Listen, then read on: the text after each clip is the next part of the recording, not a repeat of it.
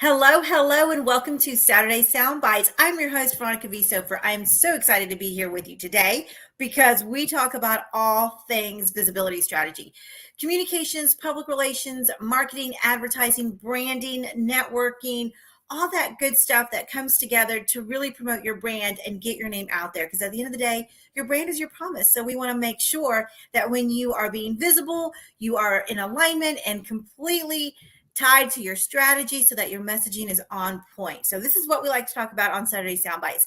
I've got a great guest for you and we're going to bring her on. But before we do, let's take care of some housekeeping. If you are listening on the podcast, make sure you hit subscribe. We don't want you to miss any episodes of Saturday Soundbites. And if you're watching on Facebook or YouTube, drop us some comments and my guest and I will be sure to circle back with you. So let's go ahead and get started. I'm going to bring on the amazing Katie Logsdon Krupa joining us, brand photographer. Welcome to Saturday Soundbites. Hi, how's it going? Great. I'm so excited about this conversation because images are so important to your brand and they tell a story just as much as words do. So I'm super excited about our conversation today. Katie, before we get started, tell us about how you got started into photography, because I'm always intrigued by how artists really get drawn to this type of work. Yeah, absolutely. So I actually got started in photography back in high school. I was on my school newspaper, and I was really blessed to go to a high school that we had an amazing school newspaper program. My advisor took us to conferences and what we call competitions, like all over the United States. I got to travel to like Washington, D.C., Arizona, California, and I was able to win awards for my photography. And at that time, I was doing a lot of sports photography, a lot of photojournalistic material, a lot of like news coverage. I remember one of the things I covered was a hugs protest. The students were like mad because teachers were saying that you couldn't like pick each other up and like hug each other and stuff in school, and students were protesting it. So I covered that. And like I said, my teacher was amazing, and he really just like got us into those competitions and into those conferences, and I learned so much from all those experiences. So moving into college, I was also on my college newspaper, and I was the photo editor my sophomore year, and I continued doing photography. And from there, I kind of was like, okay, how can I continue this after college? So about my senior year, I started doing a lot of portrait photography. I had some students who were like, hey, I need a LinkedIn profile photo. I need, I just need some stuff, or I want to take pictures in my graduation and cap and gown. So I started just kind of dabbling in a little bit of everything. My skating coach was getting married, so I shot her wedding. And from there, I just like continued experimenting with different genres of photography. And then in 2018, I live in Canton, Ohio, and I didn't really know a whole lot of people. And at the time, I had a blog. And so I got involved in some blogger events that were in the Cleveland area. And the entrepreneur and blogger like community in Cleveland is huge. There's so many entrepreneurs, and everyone is so creative, and there's just an amazing community of people. So I got involved in that, and I realized that there was really a big need for brand photography, commercial photography, content creators, that kind of thing. So I started working with other bloggers, helping them with their photos for their blogs, and then kind of started working with other entrepreneurs and doing headshots and brand photos for them. And I fell in love with it. I also do marketing full time. So it kind of went hand in hand. I am a huge like advocate for needing a marketing strategy and really putting yourself out there. So brand photography seemed to be like what really grabbed me and kept me going in photography. Yeah, no, I love that. And I love the evolution of learning photography in high school and then really getting to see that grow in college and then in your professional life. So that's very exciting. So give us a little bit of insight for those of us who don't know much about brand photography. What's the difference between like portraits and brand photography? How would you describe that to someone? What's the purpose? Yeah, so typically what I say is like any photographer can take portraits. You have have like your senior photographers, your wedding photographers, they all do portraits. But what's different about brand photography is that photographer knows marketing and they Mm. are able to really strategize and help you take photos that are actually going to serve your business and show what you do. So, what I typically do with my clients is when you decide to book with me and you're like, okay, let's do this, I send you a questionnaire and it is like a long questionnaire and we get really in depth. I want to know what Oh, your brand good. is, what your messaging is, who you're trying to attract.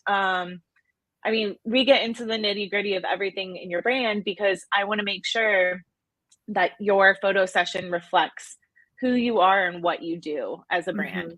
Hmm. Hmm. So I have like a whole worksheet that my clients fill out. We really get into the strategy portion of it. And I think that's what really makes a difference between portrait photography and brand photography.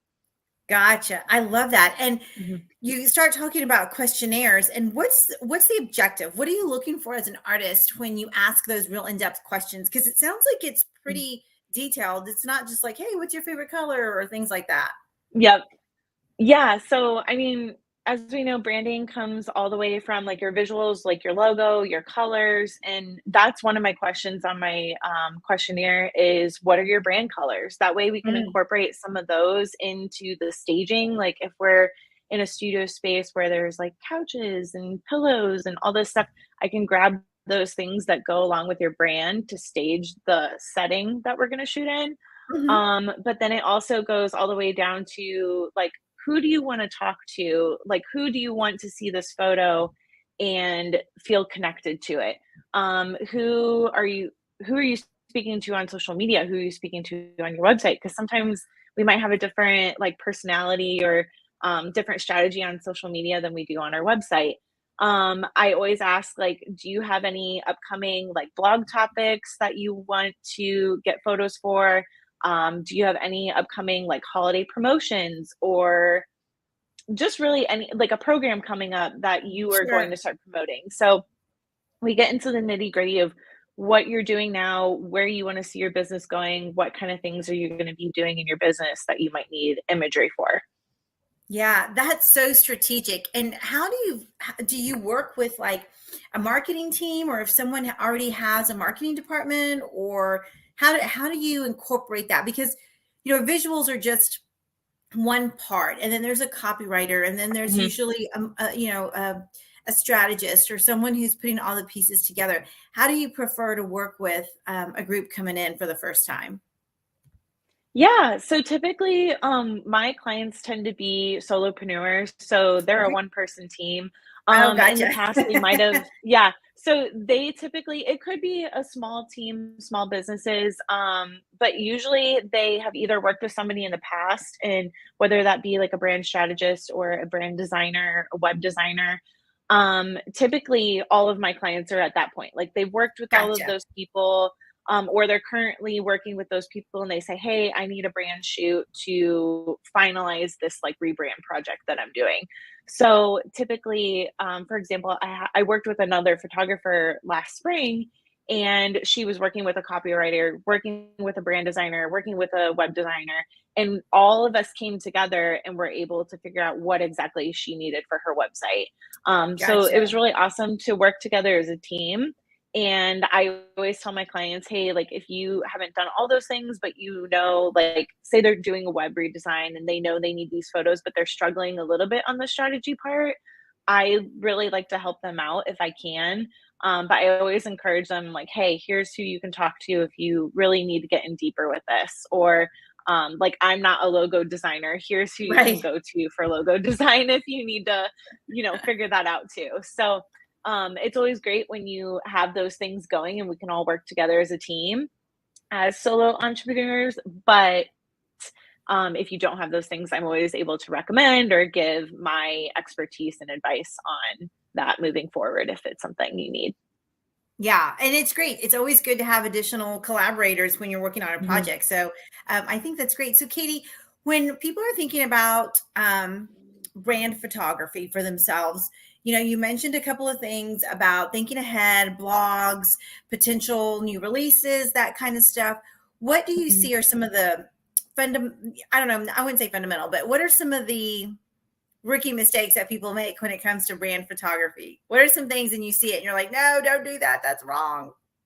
Yeah, so, one thing is not being prepared, and like I said, I do a strategy call, I do a planning call with all of my clients to make sure they are prepared for their shoots, but occasionally I get that client that they don't fill out their forms, so then we Oh, get to the planning meeting and we're like, "Okay, what is going on? Things are all over the place, it's not very organized." So I do my best to try to organize them, but I really recommend planning at least like 6 weeks to like a month ahead of time, just so that mm, you're not thrown in the week of your brand shoot and you're like, oh my gosh, I don't know what I'm doing. But then that also goes to finding a brand photographer that is keeping you on track and planning with you, I think is really important. Another thing is people who don't necessarily have like a shot list, and this kind of goes with oh planning, yeah. but Mhm. will create a shot list and people either don't put that many things on it. And so we get to the shoot and we're like, okay, there's like 3 things that you need. Like, what else can we do to fill in our time? Because we have either 90 minutes, 3 hours, whatever they scheduled, or they have so much stuff that they are overwhelmed and they're going all over the place. They're trying to um, do one thing on the list, but then they skip to this, and there's no organization there. So my biggest tip is getting organized and having a plan ahead of time and sticking to that plan during the shoot. Yeah. Oh, I think that's great. So what do you Mhm. say to your clients who are like, I need some branding. I know I need to do some new photos, but I need to lose some weight first. How do you help Yeah, coach? Because all of us, whether you're a CEO, solopreneur, mid-level manager, realtor, doctor, you name it, we've all got some imposter syndrome sometimes. And some of us are still absolutely. struggling with some COVID weight and things like that. How do you, as a photographer, coach people who say they're just not ready because their body's not where they want it to be? Yeah, so this is absolutely something I struggle with myself as an entrepreneur. I'm actually having my own brand shoot next month, and I kind of went back and forth that I was like, "Oh, am I really ready for this?" Like, we have that holiday weight. I want to shed a little bit, feel my best self before the shoot. And I kind of went back to what I tell my own clients and just saying, we want you to show up as yourself. That is the ultimate goal, is showing up as yourself and being your most authentic self, because that's who is going, like, that's what's going to attract your clients or customers. They want to see your face, they want to see what you really look like. And if you are either like putting off that shoot because you don't feel comfortable, or you're having a shoot and then you're going in and like face tuning your photos or something, like that doesn't necessarily represent your most authentic self. So Right. I always tell people it's hard to tell people to be confident, because I know myself, like when people say stuff to me and they're like, hey, just be confident, like you got this. It doesn't always work. So I just do my best to say, you are beautiful the way you are. Are so talented. You do really amazing things. Let's show the world what you do. And that typically helps get them in the right space, because I really truly believe everyone is a leader and they have the right to be in the space that they're in, and they should be able to show up confidently. Yeah, agreed. That's fantastic. Katie, do you have any other tips for someone who's looking into branding photos? What should they be looking for in a photographer? So some of the things they should be looking for in a photographer are specialty. Find a person who specializes in brand photography, commercial photography. They work with businesses. They know what they're doing as far as that goes. Like I said earlier, like you can hire a portrait photographer, a wedding photographer, but you might not get the entire brand experience if you do.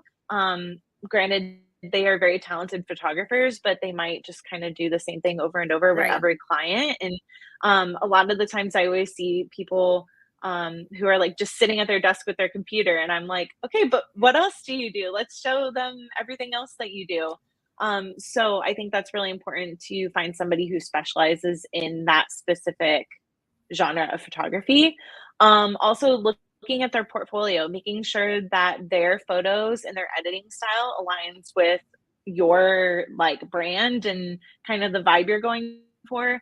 I see a lot of times where people hire photographers and then they go and put a filter on the photo before posting on Instagram, which I know for myself, I have it in my contract that you can't put filters on your Oh, photos okay. because Yeah. I specifically edit my photos to stand out, and I edit very true to color and very vibrant. So I like, if that's the style you want, then I'm the great photographer for you. There's other photographers who might edit more warm or cool. So you want to find the photographer that edits the way you want them to. And then, oh gosh, let me think of one more. I like had one more and I already lost my train of thought. But I would say, oh, somebody you vibe with. Just Yeah, for personality sure. wise, like For you sure. want to be able to vibe with them. A lot of the times, like if you find somebody that you just can't really keep a conversation going with, if you guys don't like, you just aren't on the same wavelength, then your photo shoot's probably not going to be that fun. So find somebody who you have a great connection with and is going to make your photo shoot a blast. I love it. Those are really great tips. All right, Yeah. Katie, how can people connect with you? Yeah. So my website is katielogsdoncreative.com. So you can find me there on my website. You can also find me on Instagram and Facebook. It's at Katie Logsdon Creative. And my email is hello@katielogsdoncreative.com. So streamlined, everything is Katie Yep. Logsdon Creative. That's awesome. That's a great way of doing it. And we will make Yeah. sure that all those links are in the show notes. So if anyone's listening, they can just go to the show notes and click the link right there. So, Katie, you have been such a great resource. I took several notes. If I looked down, it was because I was trying to write very subtly so that you didn't Yeah. notice. But those were all really great tips. And I really appreciate it. And I know our audience is just going to love your content. Yeah, absolutely. Thank you so much for having me on. I'm glad I could be here and share this really important information with everyone. Absolutely. All right. Thank you so much. Guys, that was Katie. Make sure you connect with her. All of her content information is going to be in the show notes. If you are watching on Facebook or YouTube, drop us some comments. And if you have any questions for Katie specifically, she can connect with you and answer those. So we're going to go ahead and wrap up this episode, reminding you to always hit subscribe when you are downloading the podcast. And again, drop some comments down on Facebook or YouTube so that we can circle back. As always, you can find me at veronicavisofer.com, and I look forward to connecting with you. So we will wrap up this episode by sending you lots of positive energy and